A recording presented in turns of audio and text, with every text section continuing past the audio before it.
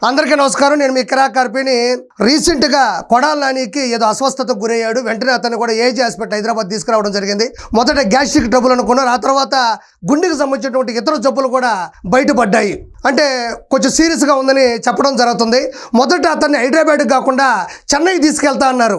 First అన్నాడు, అతను అన్నాడు. అది ఎందుకు అలా అంటున్నావు అంటే అప్పట్లో రజనీకాంత్ గారిని పట్టుకుని అనుచిత వ్యాఖ్యలు చేశాడు.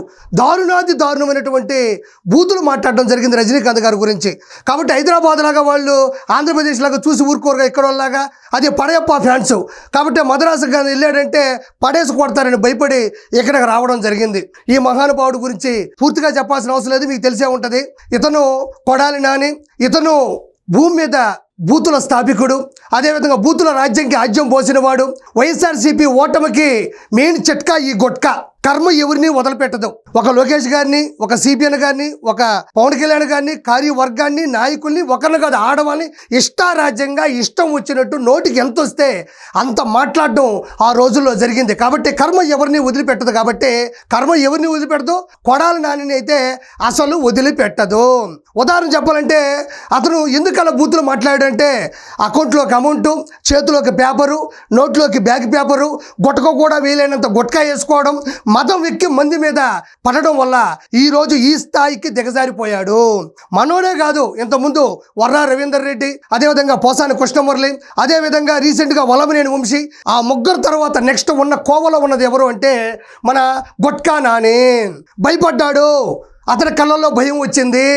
ఎందుకంటే రెడ్ బుక్ అంటే చాలామంది తెలియకపోవచ్చు. ఎవరైతే చట్టాన్ని అతిక్రమించి ఏదైతే తప్పులు చేస్తారో సాక్ష్యాలతో కూడినటువంటి చట్టపరంగా వేసే సెక్షనే రెడ్ బుక్ అంటారు. ఆ రెడ్ బుక్లో కొడాలి నాని పేరు కూడా ఉంది. ఏమయ్యా ఆర్పి ఎక్కడున్నాయి ఆయనకు సంబంధించినటువంటి ఏదైనా సాక్ష్యాలంటే యూట్యూబ్ ఓపెన్ చేస్తే బూతులని కొడితే ఈక్వల్ టు కొడాలి నాని వస్తుంది. ఈరోజు అతను హాస్పిటల్కి వెళ్ళడానికి గల కారణం ఏంటంటే సానుభూతి కోసం.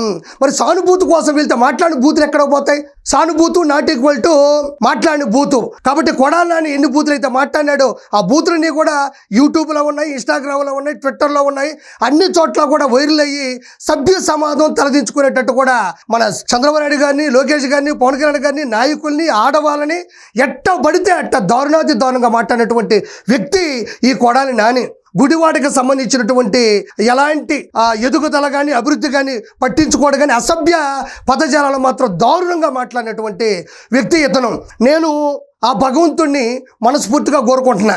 ఏంటంటే దయచేసి దేవుడా కొడాలి నానిని సంపూర్ణ ఆరోగ్యంతో బయటకు పంపించమని మనస్ఫూర్తిగా కోరుకుంటున్నాను. ఎందుకంటే ఆయన గుడివాడలో చేసినటువంటి స్కాములు, గుడివాడలో పెట్టినటువంటి క్యాషినో స్కీములు చాలా ఉన్నాయి. కాబట్టి ఆయన ఆరోగ్యంగా బయటకు వస్తే ఆయన కోర్టుకు వెళ్ళాలి, విచారణకు వెళ్ళాలి, కేసులకు వెళ్ళాల్సినటువంటి పరిస్థితి ఉంది. కాబట్టి వీటన్నిటికి కూడా ఆయన హాజరవ్వాలి. కాబట్టి ఆ భగవంతుడు అతన్ని సంపూర్ణంగా ఆయురారోగ్యాలతో చల్లగా బయటకు పంపించాలని మెల్లగా మిమ్మల్ని కోరుకుంటున్నాను. కాబట్టి కొడాలి నాని నెక్స్ట్ లోపలికి వెళ్ళబోతున్నాడు. Thank you so much.